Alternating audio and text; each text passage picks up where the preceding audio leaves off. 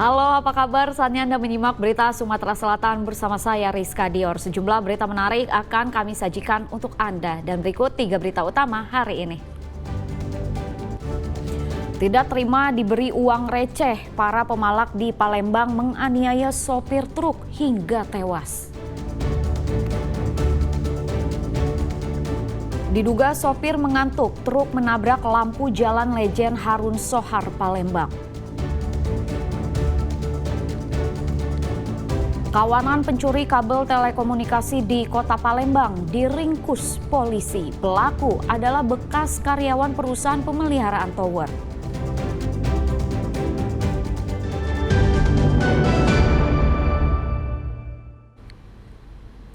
Seorang sopir truk asal Lampung tewas bersimbah darah di lampu merah Simpang Macan Lindungan Kota Palembang.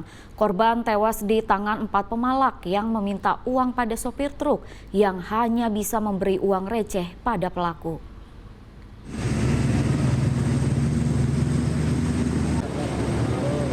Senin malam, lampu merah Simpang Macan Lindungan Jalan Soekarno-Hatta, kawasan Ilir Barat 1 Kota Palembang mendadak ramai. Warga ingin melihat langsung peristiwa terbunuhnya sopir truk Khodirin Nazali, 44 tahun. Sopir truk asal Lampung itu ditemukan tewas bersimbah darah di samping mobil truknya. Korban tewas usai diduga dianiaya 4 orang pemalak menggunakan senjata tajam saat korban sedang menunggu lampu merah di lokasi. Sang sopir sempat memberikan uang kepada pelaku tetapi ditolak karena nilainya terlalu kecil. Para pelaku dan korban akhirnya terlibat perkelahian hingga korban ditusuk menggunakan senjata tajam. Cuman nggak tahu saya apa omongan sopir saya ini kan sama orang ini bisa kepancing dia emosi juga, saya nggak tahu ya Pak. Cekcok. Ya, karena saya ngobrol sama yang satunya, yang 3 di sana, situ tiba-tiba dia turun, informasi yang lain cabut, taunya ambil pisau. Dan dia ini udah ngambil besi panjangin di mobil. Berarti sempat ada perkelahian, Bang? Iya. Terakhir saya kira udah selesai nih. Dia apa namanya?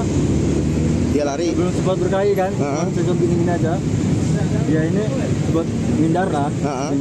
Polisi langsung melakukan olah tempat kejadian perkara serta mengumpulkan keterangan saksi untuk mendapatkan ciri-ciri para pelaku. Bersangkutan adalah supir truk yang berasal dari provinsi Lampung. Bener, Bang, tadi dipalak dulu ke awalnya, Bang. Untuk motifnya kami masih dalami, terkait apakah ada dugaan memang pemalakan atau memang seperti apa, itu masih kami dalami. Sementara saat ini kita masih sedang melakukan olah TKP.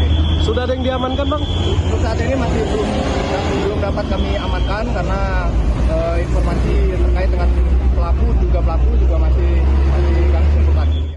Para sopir truk berharap polisi lebih membantu penjagaan di tempat rawan seperti ini agar para pencari nafkah tulang punggung keluarga seperti sopir truk terjamin keselamatannya. Muhammad Ardi melaporkan dari Palembang. Hampir 11 kg lebih sabu-sabu beserta belasan ribu ekstasi dimusnahkan Polda Sumsel. 14 orang tersangka ditangkap di sejumlah wilayah dan salah satunya merupakan bandar narkoba. Pemusnahan barang bukti narkoba dilakukan Direktorat Reserse Narkoba Polda Sumatera Selatan dengan melarutkan narkoba tersebut ke dalam air deterjen, kemudian diblender dan dibuang ke saluran air. Jumlah narkoba yang dimusnahkan adalah sabu-sabu hampir 11 kg, 18.000 lebih ekstasi, serta hampir 500 gram serbuk narkotika.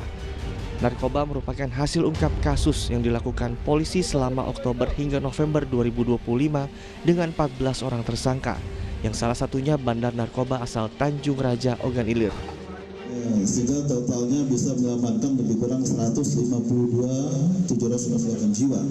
Kalau kita melihat dari sebaran hasil pengukuran kita, Palembang ada 1 LP, Musi Banyuasin ada 2 LP, Ogan Ilir ada 4 LP, Banyuasin ada 1 LP. Artinya penyebarannya ini masih pada posisi yang lama.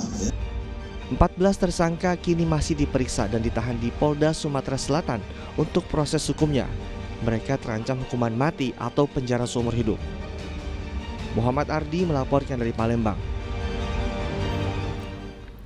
Diduga sopir mengantuk, sebuah truk menabrak lampu jalan kawasan Lejen Harun Sohar Palembang. Evakuasi truk yang memakan waktu mengakibatkan arus lalu lintas di sekitar lokasi alami kemacetan panjang.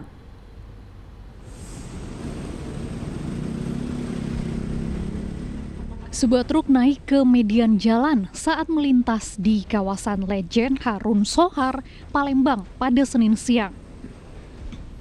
Bagian kap truk penyok dan menghantam tiang lampu jalan hingga meninggalkan bekas ringsek di bagian atas kap truk. Diketahui truk itu melintas dari arah simpang flyover bandara menuju asrama haji, kemudian diduga karena kondisi sopir mengantuk sehingga tidak bisa mengendalikan truk yang melaju ke median jalan. Evakuasi truk memakan waktu lama dan mengakibatkan arus lalu lintas di sekitar lokasi tersendat dan mengalami kemacetan yang panjang. Jadi sekitar jam 8 dari pagi tadi, karena kami menyediakan kendaraan agak sedikit siang, jadi kita berhasil kami evakuasi. Jadi truk ini menabrak tiang lampu karena mungkin ada kesalahan dari driver mungkin, karena mungkin lupa. Jadi kap mobil naik ke atas. Jadi insya Allah dan mudah-mudahan tidak apa-apa dengan sopir ya. Berarti kap naik dulu baru nabrak? Iya. Jadi masih informasi dari driver akan naik dulu. Truk dibawa ke kantor Dinas Perhubungan beserta sopir untuk dimintai keterangan. Muhammad Ardi melaporkan dari Palembang.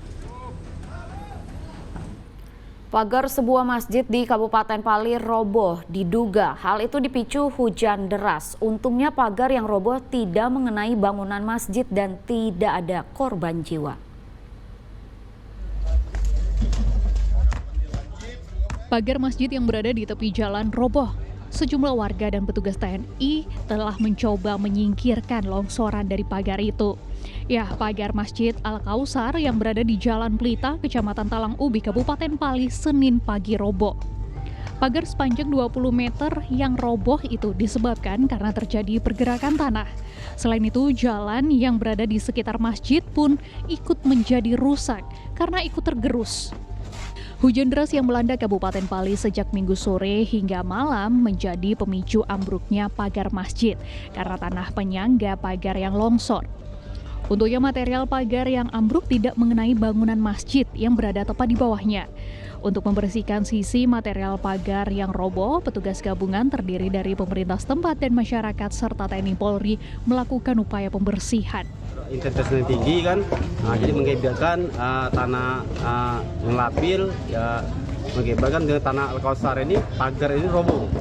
Nah, jadi kami hari ini pagi ini dengan pihak pemerintah kecamatan, dengan kelurahan, masyarakat, Babinsa, BPD, ya intinya hari ini kita bergotong royong, Pak. Bergotong royong membersihkan pagar-pagar yang roboh tadi dan tanah-tanah yang dibersihkan. Dan kami sudah menyiapkan proposal, Pak, proposal surat ke Dinas Perhubungan. Warga berharap pagar yang roboh dapat segera dilakukan perbaikan oleh dinas terkait. Sebab jika tidak, dapat membahayakan bangunan masjid dan merusak jalan di sekitar Masjid Al-Kausar.